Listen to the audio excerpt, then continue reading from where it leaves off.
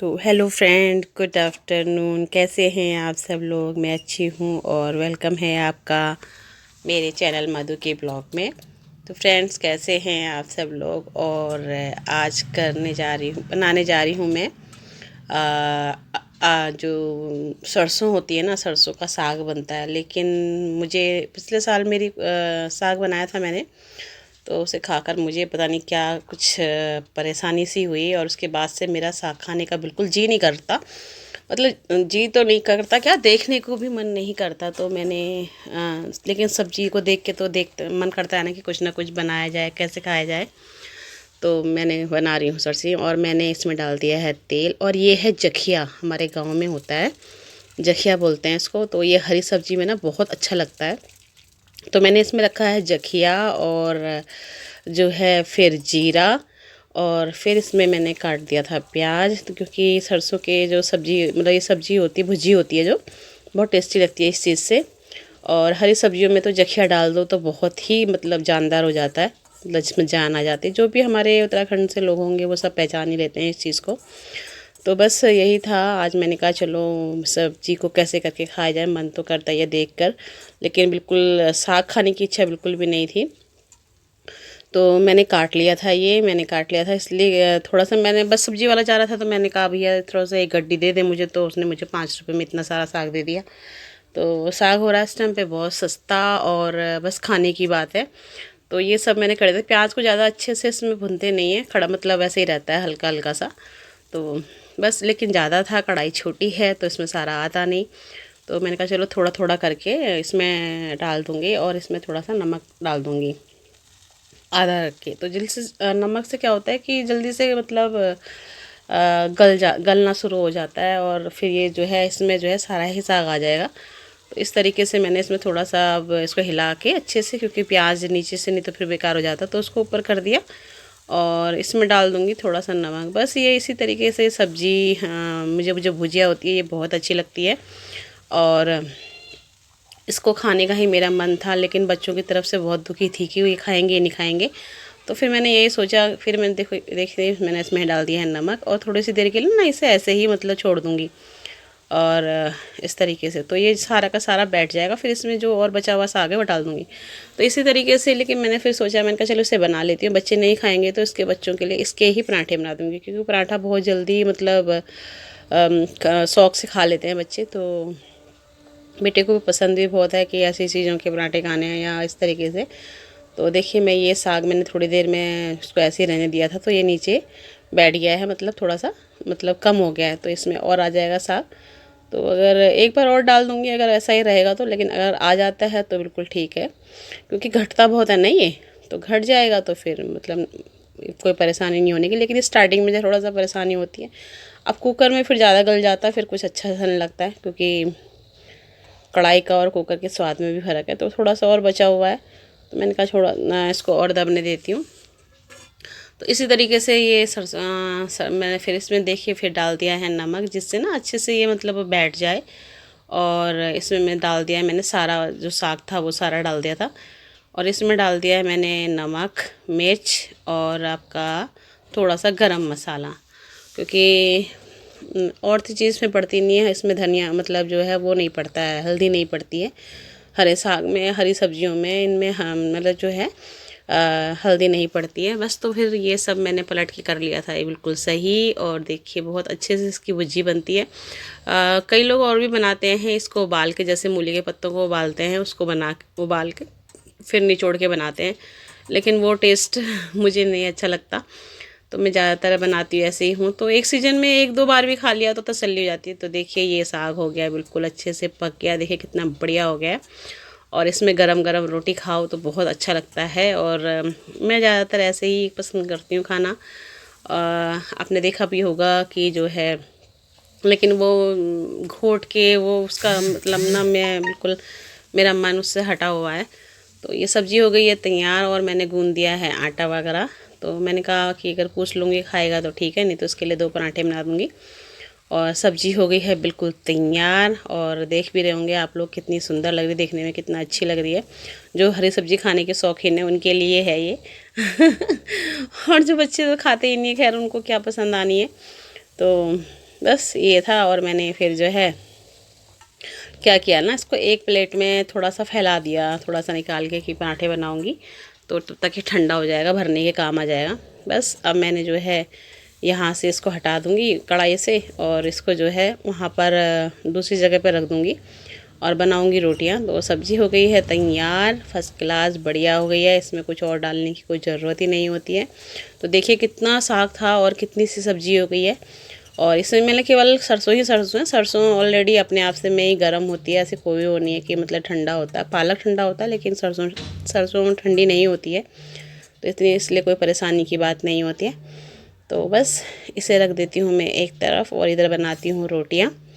और क्योंकि इधर से ना मतलब कैमरा दिखाई नहीं दे रहा था, तो मैंने आपके साथ ये भी शेयर करना था।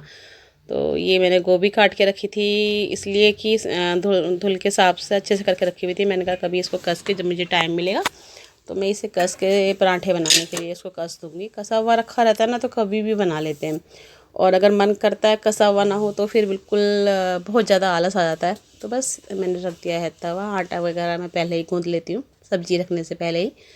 और यहाँ बनाने लगी हूँ मैं गर्मा गर्म रोटी। तो आ जाइए आप लोग, हरा साग और रोटी खा लीजिएगा। तो पूछा था मैंने बेटे से, तो उसने कहा कि नहीं मैं रोटी नहीं खाऊंगा इसके साथ में, तो उसके लिए बनाऊंगी मैं 2 पराठे। तो कैसे करके मैं बनाती हूँ, हरे साग से भी पराठे, मूली के पत्तों से भी पराठे, मतलब सब। अब हम लोग बच्चों को अगर कुछ पौष्टिक खिलाना चाहते हैं तो हमें ये हेर फेर तो करने ही पड़ेंगे। तो बस मैंने यहाँ अपने पहले कि मैं अपने लिए रोटी बना लेती हूँ, उसके बाद पराठे जो है गरम गरम ही दूँगी, क्योंकि वो ज़्यादातर यही पसंद करता है कि साथ ही खाएं। तो फिर पहले पराठे बना दो फिर रोटी बनाओ तो फिर अच्छा सा नहीं लगता है। बस मैं बनाने लगी हूँ यहाँ पे रोटियाँ। और ये देखिए कितना अच्छा। तो यहाँ पर फिर मैं फटाफट से बनाने लगी हूँ अपने लिए रोटियाँ। मैंने कहा रोटियाँ बना लेती हूँ पहले और उसके बाद बनाऊँगी पराठे। तो बस यही रहता है, हम लोगों की दिनचर्या इसी तरीके से रहती है, सुबह से लेके शाम तक ये करो वो करो। उसके बाद जो है फिर भी अगर बच्चे खुशी से खाना ना खाएं ना तो बहुत ज़्यादा टेंशन होती है। तो ये बन रही है मेरी गर्मा गर्म रोटी, फुल्के बन रहे हैं। तो जिसको भी भूख लग रही है प्लीज़ आ जाइएगा सभी लोग। और ये देखिए मैंने यहाँ ना एक प्लेट में सब्ज़ी फैला के रखी हुई है, जिससे वो ठंडी हो जाए तो पराठों में मुझे भरने में आसानी हो जाएगी। तो बस यही, बस फटाफट से मेरी ये लास्ट रोटी है। तो उसके बाद में फिर पराठे बनाती हूँ, क्योंकि 4-5 रोटी मैंने बना दी थी, क्योंकि मुझे भी हरा साग बहुत अच्छा लगता है। फिर खाते खाते कोई आ जाए तो फिर ये भी रहता है। तो बस मैंने जो है एक रोटी बेल के उसमें भर दिया था, इसमें पिट्ठी भर दी थी इसकी हरे साग की। तो अभी ना कैमरे को फ़ोन को रखने में थोड़ी सी वो हो गई थी, तो मैं अगला वाला पराठा आपको बिल्कुल दिखाऊंगी मैंने किस तरीके से भरा था। तो ये पहला वाला तो बेल दिया है, और दूसरा फिर मैंने आटे की लोई ली, क्योंकि दोनों पराठे एक साथ ही सीख जाएंगे, क्योंकि 2 ही बनाने, 2 में ही पेट भर जाएगा। थोड़ा सा हैवी से है।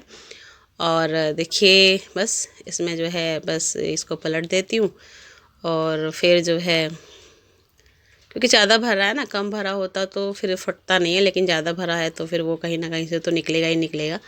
तो मैंने कहा चलो आपके साथ इसको बना के दिखाती हूँ कि किस तरीके से मैंने इसमें भरा था। तो ये मैंने बेली रोटी, जितनी बड़ी लोई आपको लेनी है, जितना भी भाई पतला आप खाते हो या मोटा खाते हो तो अपने हिसाब से ही। और मुझे 2 ही पराठे बनाने थे, तो ये जितनी सब्ज़ी बची थी तो मैंने ये सारी ही इसमें डाल दी। और काफ़ी मतलब अच्छे 2 पराठे हो गए, बढ़िया हो गए, तो खाए भी नहीं जा रहे थे, तो ऐसे हो गया था। तो ये सब्ज़ी मैंने इस तरीके से इसमें सारी की सारी भर दी है ये।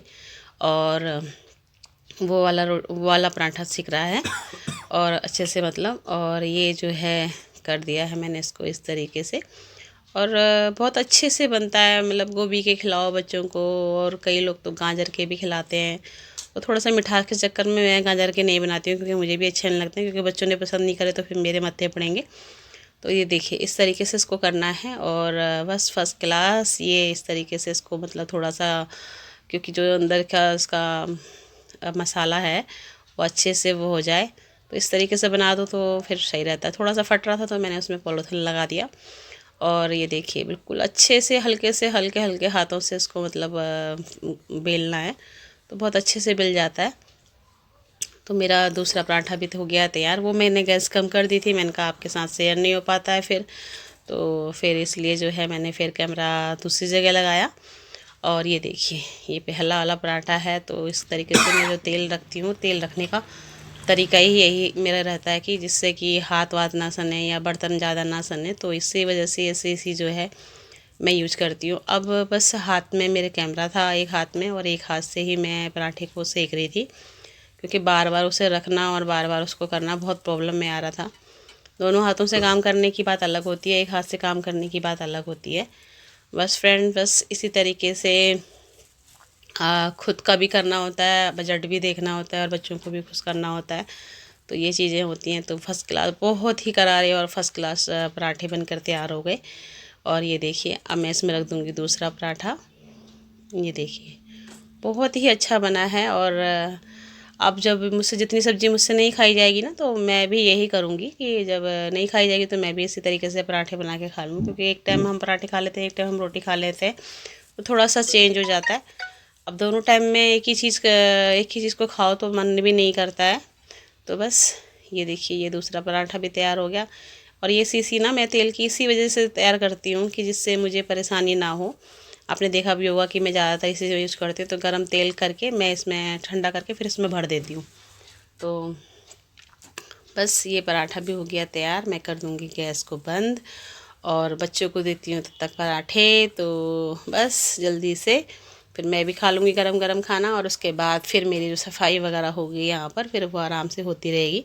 फिर ये कि आराम से ज़्यादा टाइम भी लग जाता है तो कोई बात नहीं, लेकिन खाना ठंडा नहीं होना चाहिए, क्योंकि खाना गर्म करना फिर दोबारा से गैस को, ये मतलब फिजूल खर्ची ही है। जब खाना बन गया है तो खाना खा लेना चाहिए, और उसके बाद ही फिर कुछ और काम करो।